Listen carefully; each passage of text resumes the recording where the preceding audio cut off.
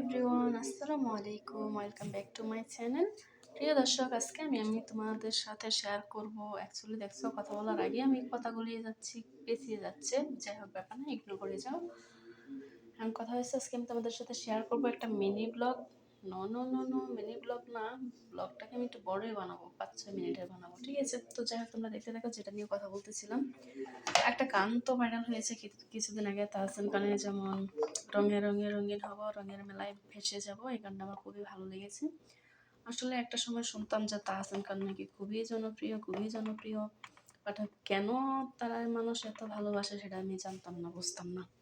নাটক দেখতাম, বাট তার গান কখনো শুনতাম না। But seriously trust me guys, যখন একদিন একটা গান শুনলাম, গানের নাম ছিল আলো আলো, একটা ছিল কেউ না জানো আমি তো জানি তুমি আমার। এই দুটা গান শোনার পরে আমি তার এমনভাবে প্যান হয়ে গেছি। প্যান শুনছো, দেখছো? আবারও মিস্টেক। আমি তার আমি তার ভক্ত হয়ে গেছি। তার গান তখন আমি একটা সময় শুনতাম, মাঝে মাঝে শুনতাম, ভালো লাগতো।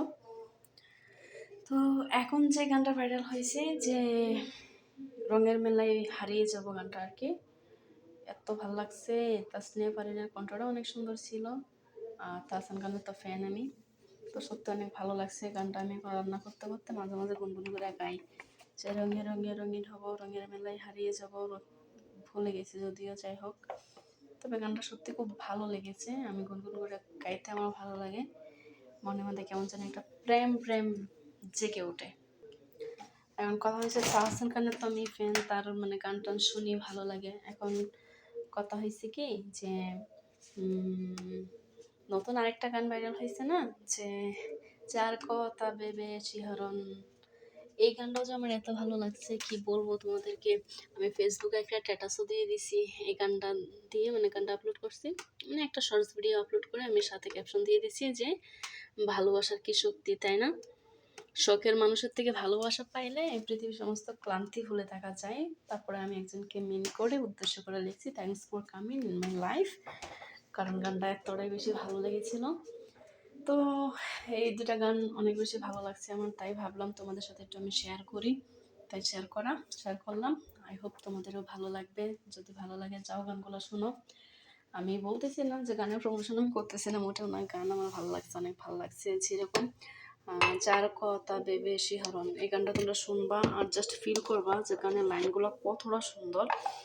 আমি বলবো না যে আমি খুব গান প্রেমী, আমি সবসময় গান শুনি, ব্যাপারটা মোটেও এরকম না। আমি বেশি একটা গান শুনি না, কখনো এরকম হয় না যে চার্জ দিয়ে কোনো একটা গান বের করে এনে আমি শুনতেছি ঘন্টার পর ঘন্টা, এরকম তো কখনোই হয় না। যদিও কোনো ইউটিউব শর্টস ভিডিও, টিকটক মানে চলে আসার সামনে, ওইসব থেকে আমার একটু আধটু গান শোনা হয়, বাট এমনিতে আমি গান খুবই কম শুনি। কিন্তু এই গানগুলো আমার এত বেশি ভালো লাগছে, তাই ভাবলাম তোমাদের সাথে আমি একটু শেয়ার করি, তাই শেয়ার করা আর কি। আর আজকে আমি রান্না করতে করতে রান্না করে ভিডিও করলাম, তোমাদের সাথে কিছু কথা শেয়ার করলাম।